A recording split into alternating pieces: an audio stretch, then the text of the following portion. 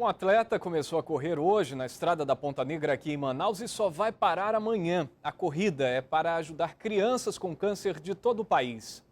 Carlos Dias é ultramaratonista. Ele tem 40 anos de idade e 20 de profissão. Já correu no deserto do Saara e quer chegar mais longe. Foi correndo que ele descobriu o valor da solidariedade. Desde 2008, incentiva a doação em dinheiro para um hospital de São Paulo, que cuida de crianças e adolescentes com câncer. No Brasil, um dos desafios foi em 2010. A iniciativa rendeu a consciência de mais um dever cumprido. Em 325 dias, Carlos percorreu 18.250 quilômetros. É como se ele tivesse dado uma volta em torno do Brasil. O sacrifício gerou R$35 mil em doações. Nos lugares onde vai, ele vende camisas como esta, a R$50. R$10 são destinados ao hospital. O restante é para os custos com viagens. Aqui em Manaus, ele começou a correr às 10 da manhã deste sábado e só deve terminar às 10 da manhã de domingo. 24 horas de corrida e só para quando precisa se alimentar. Fui visitar o GRAAC para fazer exames de rotina, que eu ia fazer uma Copa do Mundo nos 4 desertos mais extremos do planeta. E aí conheci a estrutura do hospital, a história das crianças, os pais. Me sensibilizei com a história de cada pessoa que trabalha ao redor dessa doença, que é o câncer, os médicos, os voluntários, todos. E quando eu saí do hospital, eu saí decidido que eu ia ser um voluntário também para estar ajudando a combater e vencer o câncer infantil. Por onde passa, recebe o apoio de pessoas dispostas a também contribuir com a iniciativa. A gente vai correr junto, vai levantar a bandeira e vai torcer para que ele continue nesse caminho, ajudando várias e várias crianças, né?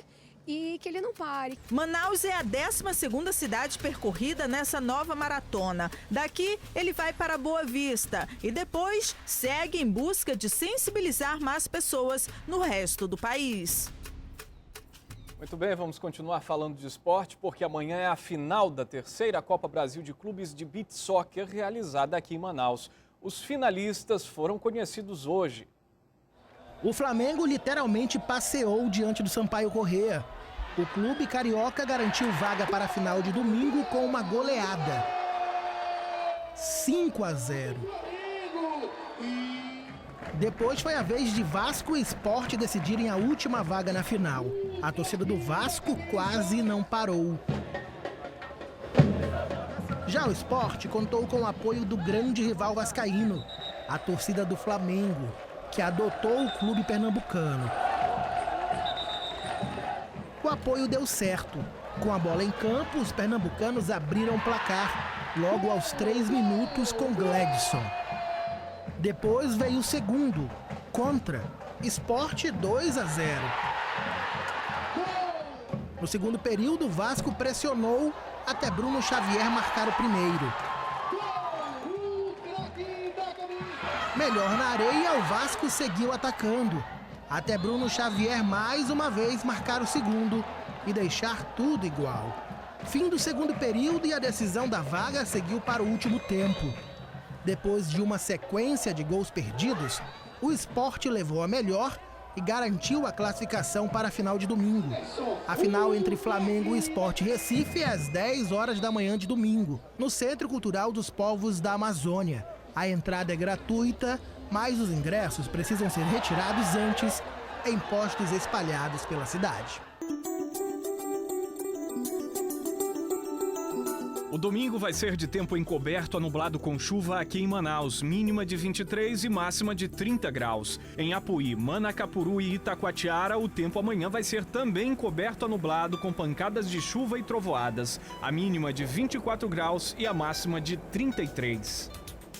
Uma pesquisa tem revelado o desinteresse do amazonense pelos museus. O número de visitas diminuiu em relação ao ano passado. Prédios históricos e lá dentro uma riqueza de conhecimentos. Máscaras, esculturas e artigos indígenas ajudam a contar a história e evolução das tribos do Amazonas.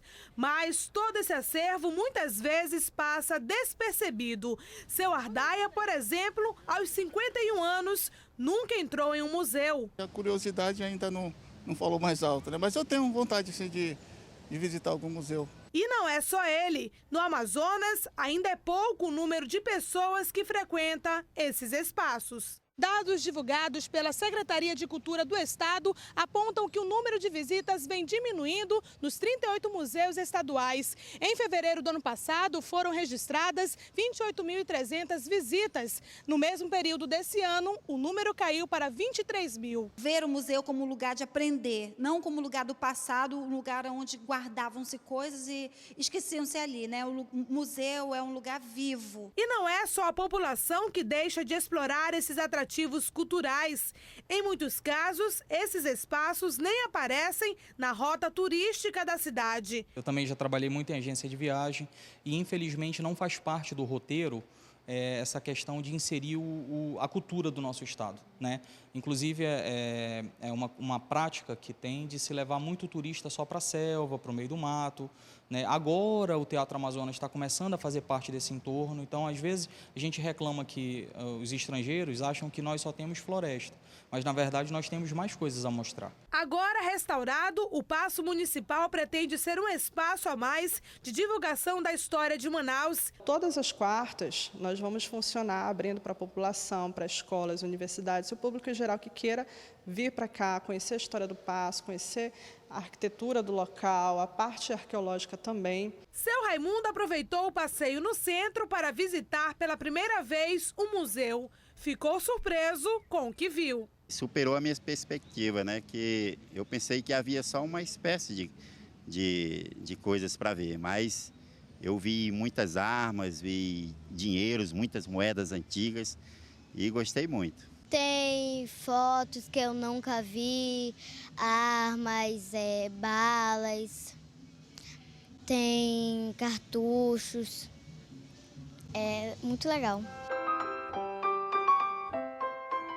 O Jornal em Tempo pela internet termina aqui. Obrigado pela audiência e até a próxima.